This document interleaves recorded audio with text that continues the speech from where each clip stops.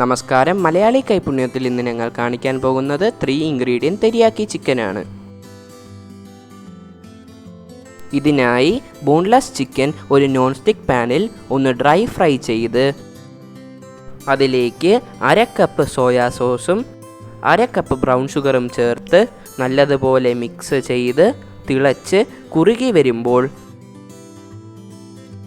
3 ingredient തെരിയാക്കി chicken ready.